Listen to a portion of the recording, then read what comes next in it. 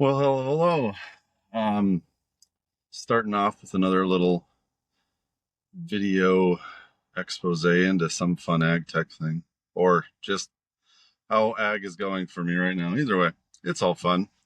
I actually had a different video and kind of thought on my newsletter that I actually recorded earlier, but as I was putting it together, I realized while I need to do it that way, it's kind of like a different type of segment that I'm thinking about more around my journey into farming and how I'm trying to make a bunch of decisions and stuff like that and thought processes. But that's kind of a different thing than what this really is, the Ag Uncensored newsletter. And although I've changed my videos up in the podcast, I'm still trying to piece how I want to approach that differently. I'm always changing my damn mind. So, and running around doing this and that. That's just how I work. So, what is the fun thing to talk about this week? Well, it's only because I've gotten a lot of calls and questions and curiosities around it in the last definitely few weeks. But so let's talk about software and ag retail. Now, that can mean a lot of things. I'm not covering ERP because that is stickier and longer lasting. There's a battle going on there too. That is for sure.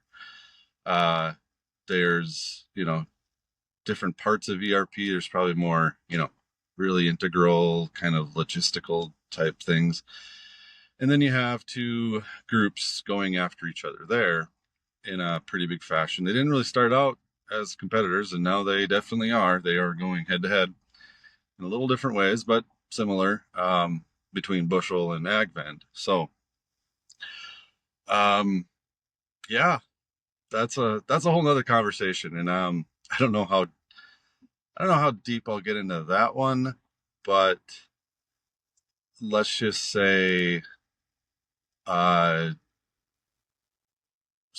one has advantage over the other on one thing, the other has advantage over the other on another thing. Both have some problems. Both have some good things, wins, but we'll see. I will tell you, over this winter, it will decide a lot between the two. So I'll keep that for that. There's my first little piece, but that's not really what I'm getting into. The FMIS side. So while there are many different groups that go after ag retail, and many ag retailers use more than one software in various versions, most use a couple different things, but the larger ones have basically picked their poison to turn the thought there really between EFC, Ever.Ag, Fieldalytics, and the old Agrian platform, TELUS Agronomy. Whatever they call it now. And they battle each other, and they really, those are the two main options. There are some other players out there that do a good chunk of what's needed, but they don't do everything. And there's certain things they don't tie together well. And so really the dominance, I don't know what the exact numbers, it's probably like 80%, beyond the few that have their own systems like Nutrient, Helena, and Agtegra. They kind of have their own stuff, or going that way more and more. And there's a few others out there that kind of have their own thing, but don't, but do. But really, for the majority of them, money wise, it's the two I mentioned. Now, you would think those groups make like gobs of money. They really don't. They pretty much break even, but the other systems that they're kind of tied to are, maybe more the money makers. Either way, why talk about them? Why are people asking me questions about them? Because the rumors are always the same. Ever.Ag is selling. TELUS Ag is going to sell all its assets. it's back and forth, and I hear, oh, this is happening, that happening. So the big one this summer was Ever.Ag was selling to Blackstone, another private equity firm from the one they're with now. I can't think of the name off the top of my head. That was all the rage at Tech Hub. It's like, oh, the deal's signed, blah, blah, blah.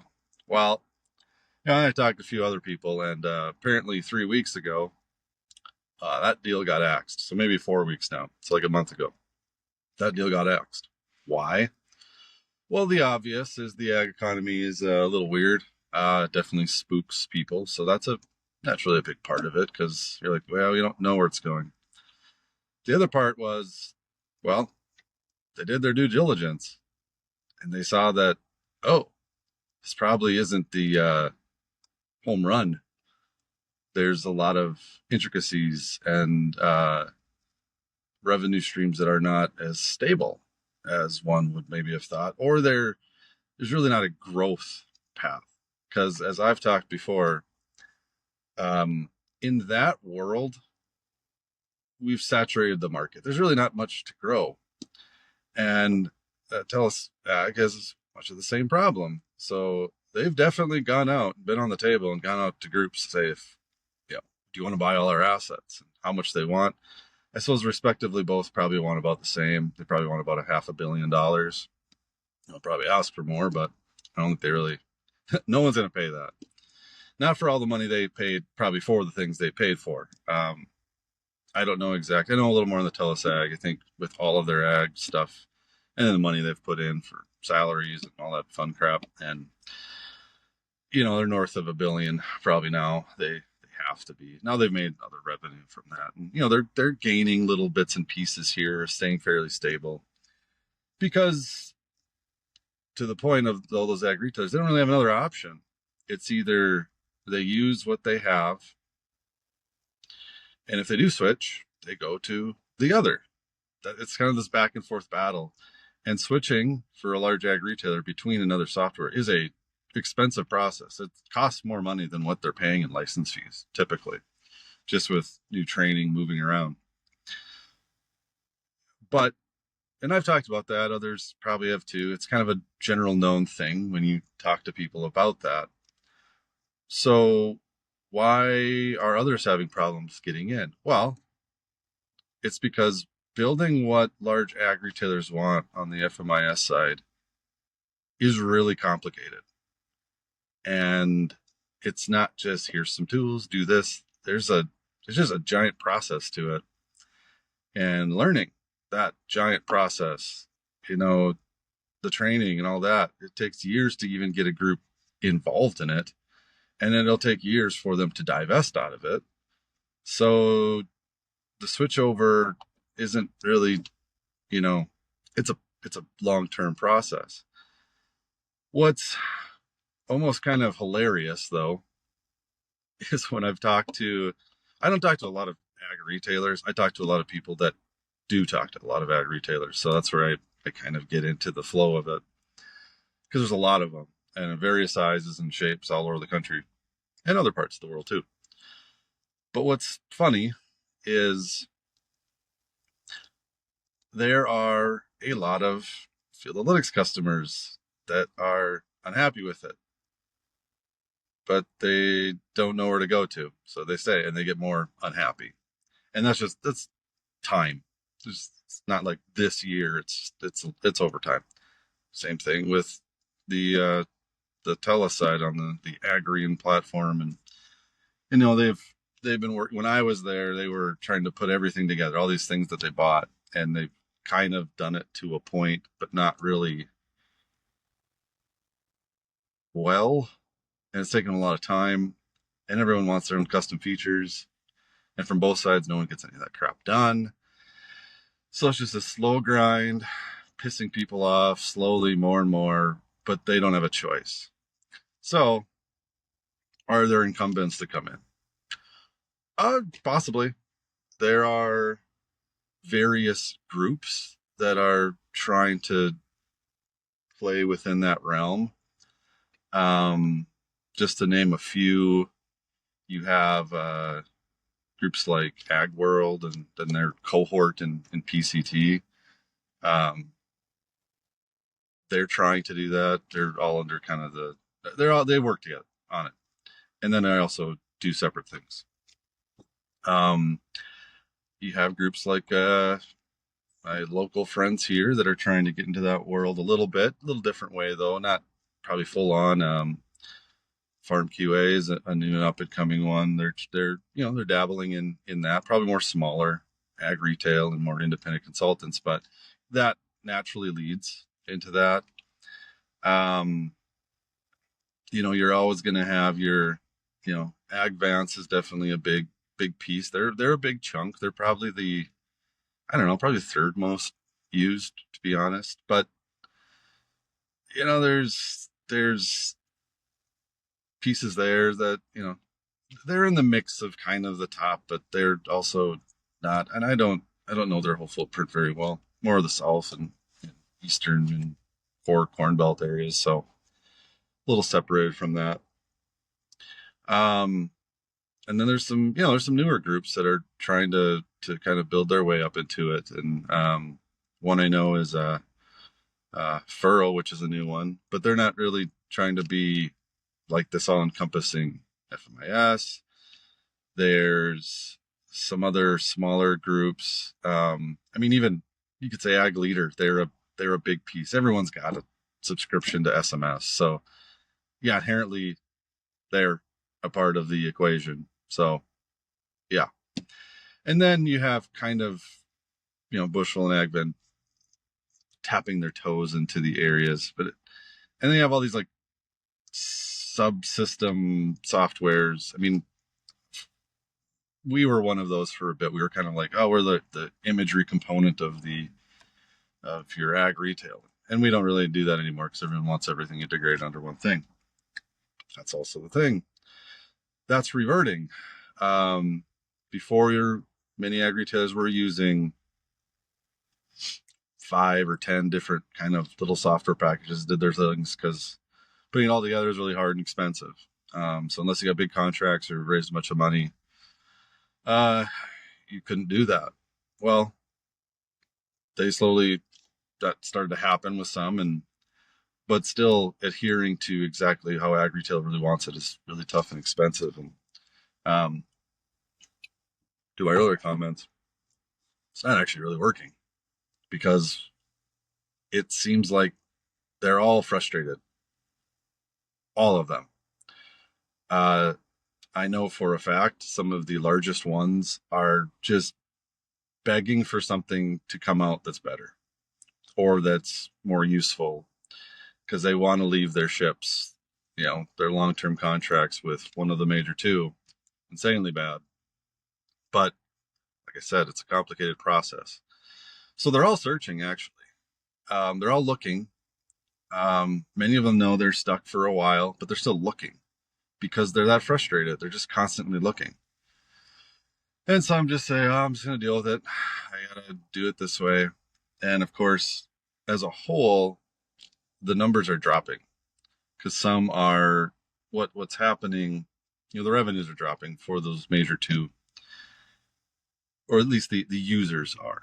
And they're having to up their costs to kind of keep their line, because when a lot of these groups signed up for it, they got 100 locations and 200 users or 300 people they want on there, and you get into the millions of dollars maybe here, or upper six figures.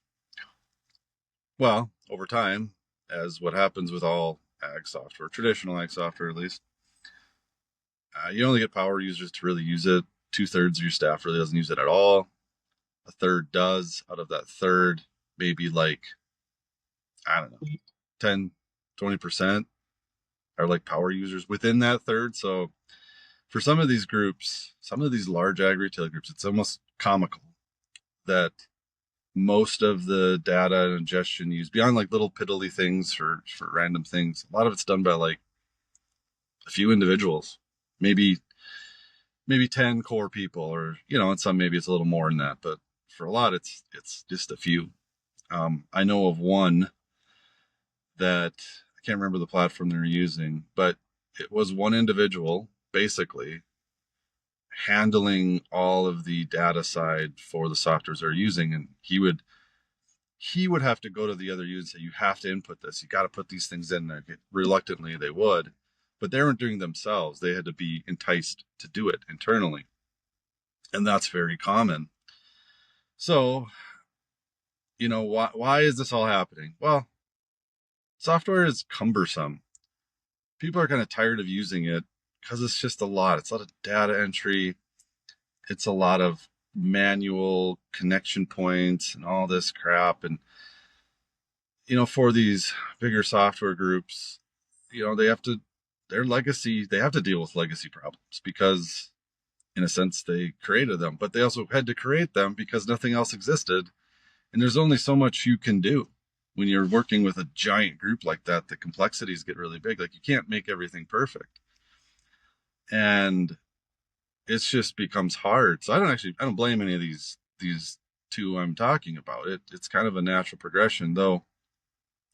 Definitely, it's different from like an entrepreneurial group that's small and doing their own thing, and funded by their sales, and they're more rag and tag, how they all started, and that's why they got popular, because it's like, oh yeah, we'll do this. You're definitely more customer focused on what they want.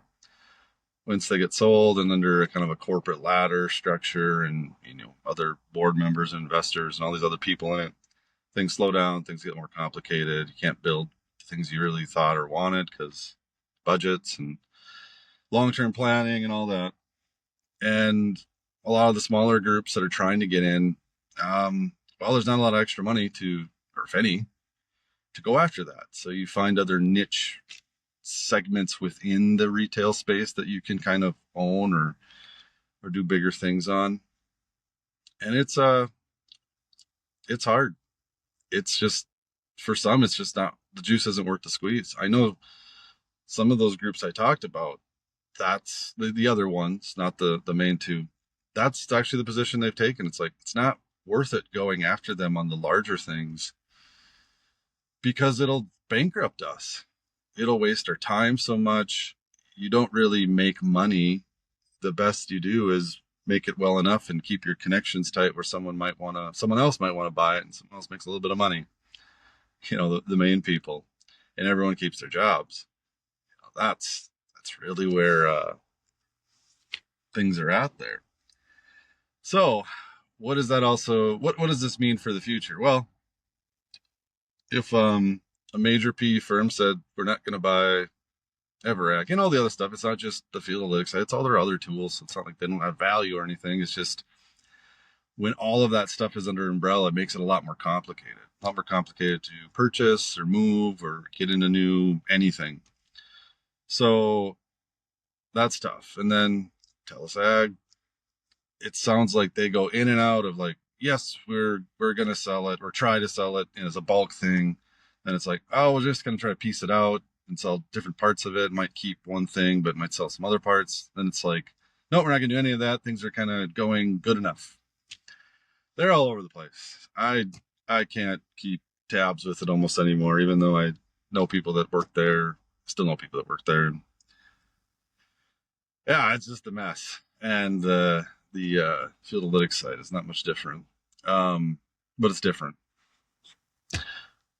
In a sense, I feel bad for them. They're seemingly stuck in a sense. You would say, oh, they'll just rebuild their whole platform with AI and integrate all that, and that'll make the experience better. It's like, oh, I mean, maybe, and they are trying. I mean, all groups that have enough budgets to add some sort of AI something into their process are trying to do it in various forms.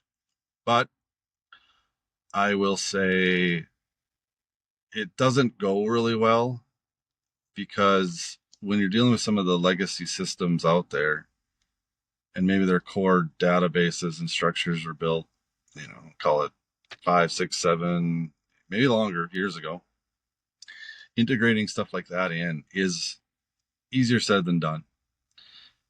And even though the look and feel might be the same, the back end and structuring it to work with those things is not easy. So what I've seen with some, they're kind of taking these agentic LLM processes first and starting from scratch building around it instead of putting it on something. And likely in the long term, if all the AI stuff stays the way it is, which it will, there's so much money into it, it's just ridiculous. It's not going to go away unless some giant, cataclysm of sorts happens, either business wise, some black swan event that just messes everybody up. I think long term those groups are going to win, unless the big groups decide, oh, we're going to rebuild our entire thing around it, which takes a lot of money, a lot of R&D, all that. I gotta get the dogs in quick here.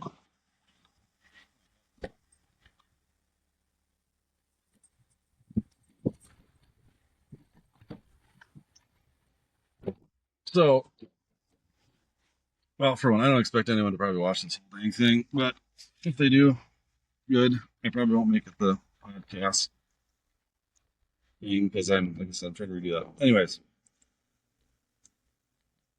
so it's like everyone's kind of stuck. And even for these new groups coming out, I mentioned one, Furo, Furo. They've built around that. And there's some other new groups, and they're small groups. They're a few people. They're not giant or anything. Kind of bootstrapping it, and because it's easier to do that now with these AI tools and just actually other open source processes and other systems that are outside of ag to make various things, database work, server work, processing, geospatial processing, all these. Like back in the day, you had to create a lot of it or customize a lot of parts to it. Now there's a lot of plug-in stuff that just kind of works pretty good. And you really just have to tune the UI UX a little bit. In some cases, you really don't. Those things even are there. So it's just easier to build them now. But,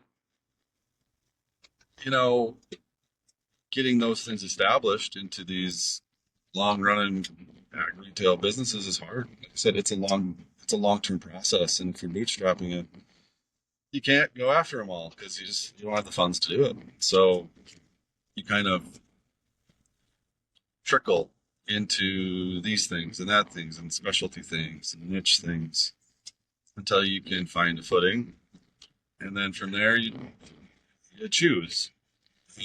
And I will say most are not choosing to go after it. So you got these, I'll say there's probably actually like 5 groups that are really going after it on the software side, and 2 are bigger winners, and there's a few that are they're dabbling in their own realm. So I wonder, is like, well, what's going to change? Can something change? Is something big going to happen? I don't know. With the lack of investment in ag and down, probably not. So what will likely happen, and is starting to happen, I'm seeing, with some, you have these mid-sized, large ag retailers searching.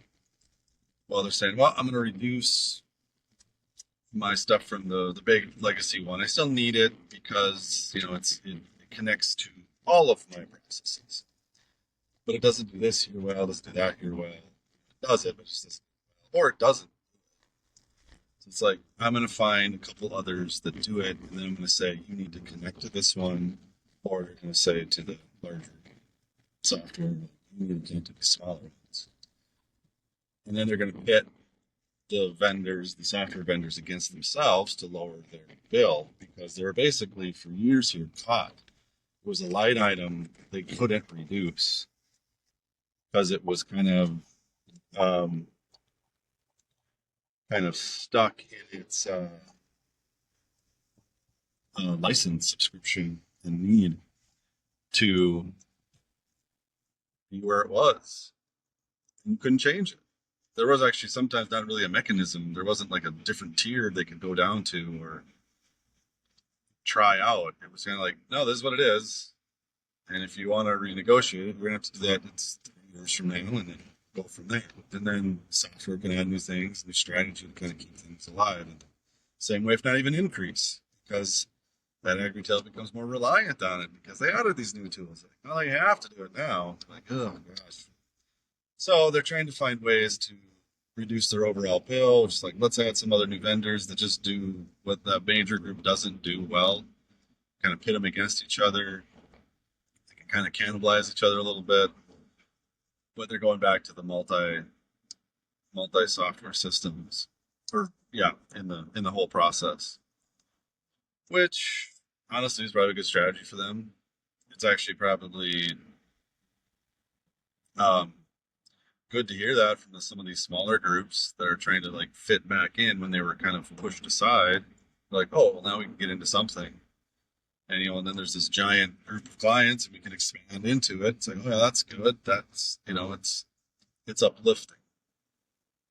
Larger groups kind of freaking out. What do we do? Oh, we should just probably sell all our assets to somebody else that deals with the problem. Well, there's just nobody else to do it. They all sold out to the top group they'll ever sell out to. Beyond if some outside group that just has so much money that they don't even know what to do with it, and they buy it and say, "We're going to get into ag now." So think of your these giant tech firms, your or some version of them.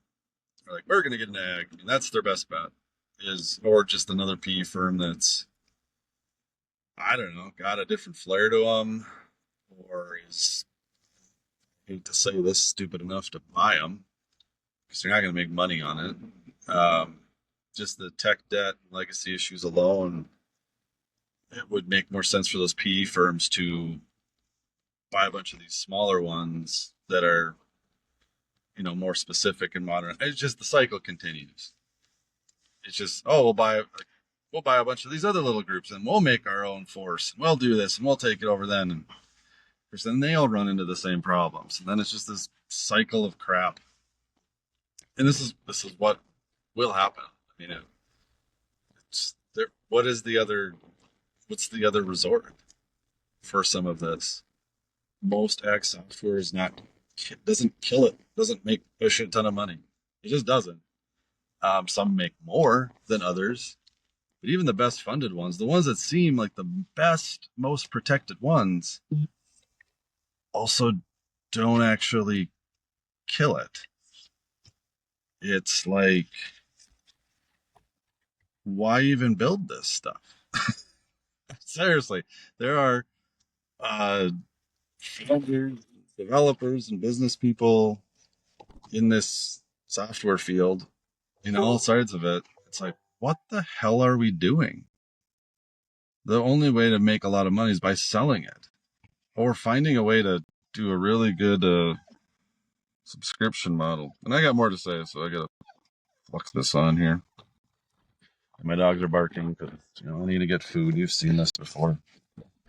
So how do how does anyone move forward when that seems to be the case?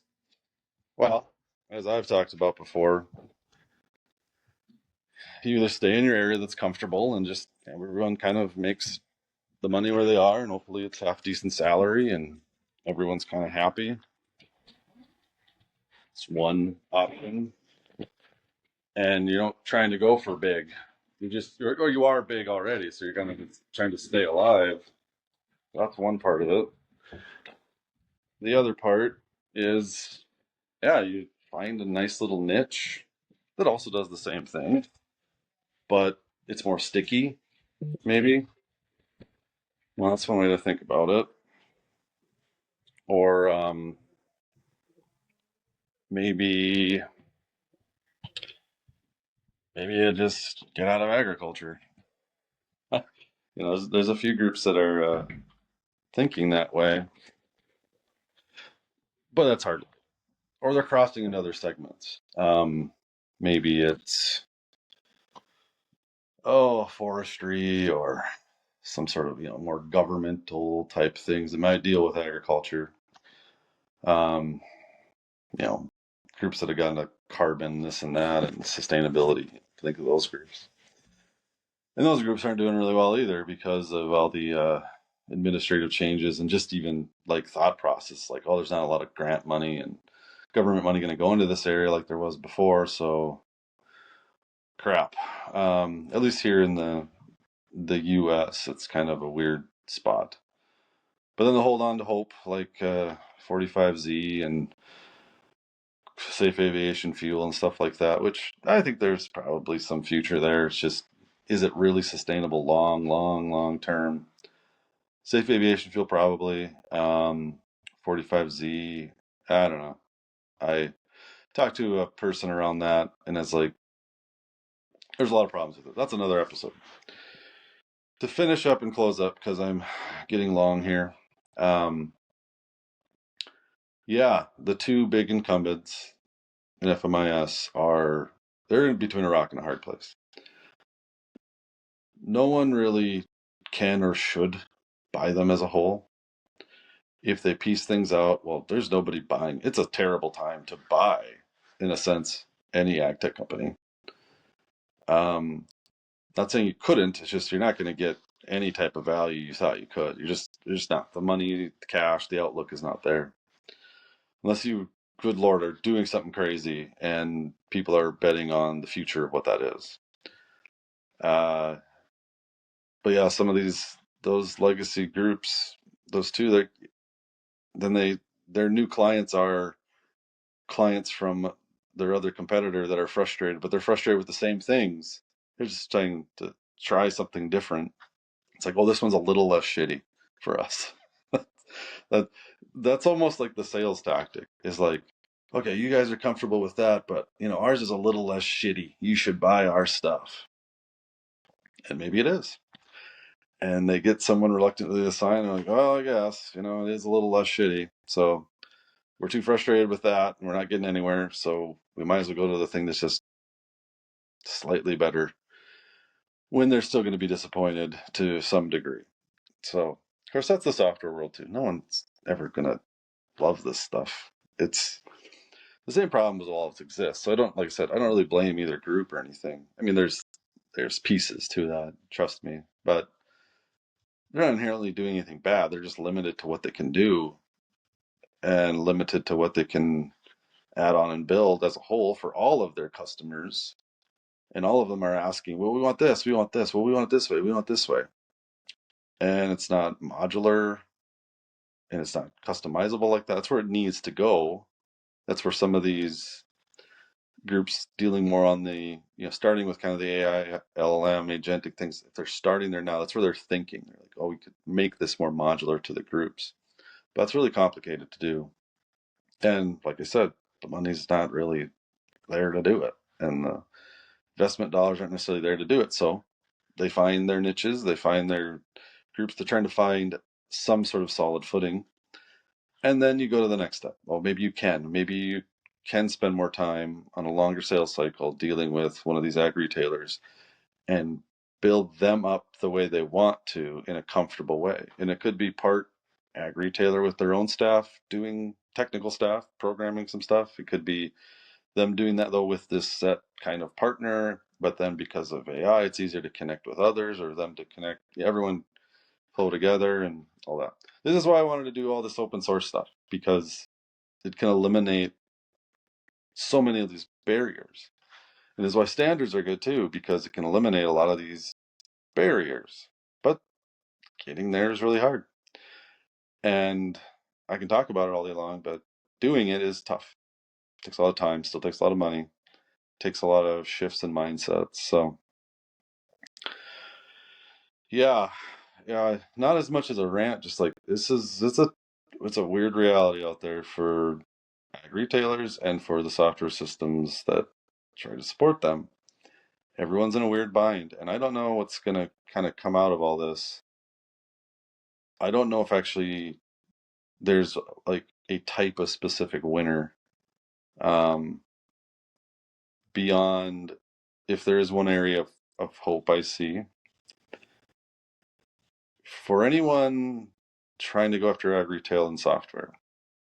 One of the biggest problems has been, the goal was like, okay, we'll start here and then we'll get access to growers and get them all and they'll bring in data and we'll have this nice big flow and everyone will be happy. Well, growers didn't take it on because software is complicated, they're busy, timing, all these other factors I've talked about, and others. If someone can find a better way and an easier way and a very valuable way to help the ag retailers connect to the growers better, that group can win. Or those groups can win. That process can win. That type can win. And honestly, it's probably going to be around some of this AI stuff, like the talk to text and then turning that data into something. But then you get into privacy issues. You get into the hallucinations even of AI. AI is not good enough to do some of this stuff either. It's really hard to match that to ag logic and use cases and processes. But if a person can help an ag retailer connect to more growers in an easier way that's comfortable for them, and the farmer sees value in that and wants to add, and basically they can become involved into these larger software pieces that are a little more intense for the ag retailer, but it creates a different cycle of workflows, then maybe that could maybe work. But it'll take some time. So if you are actually listening to this, curious on your thoughts, what's your experiences? I know probably a lot of you aren't going to even talk about it because some of you just can't. If you are some new group trying to build up, maybe some of the ones I mentioned or other ones like that, how are you trying to go about it? What are you seeing? What are you learning? If you used to work at any of those places, well, we'd all love to hear your thoughts too. In any realm, hopefully you enjoy this week's little spiel. And I will dull all this down through taking the transcription and putting it through ChatGPT and like getting different sections, so it's a little simpler to read because that's what most of you will do. And it'll probably, it'll raise some fires because that's what I do. It's called Ag Uncensored, not Ag make you feel nice and warm and fuzzy. Yeah, maybe that's my future older version. Beyond that, I got some other fun stuff coming out soon. I just got to order it and see how it looks, but there's some apparel I'm gonna do. I'll probably be going more that route than bitching about retail, ag tech, and large farm management systems. Probably, who knows? We'll see. Anyways, that's enough for today. This is longer than I ever thought, which it always becomes that way. So we'll see you next time. Thanks for listening.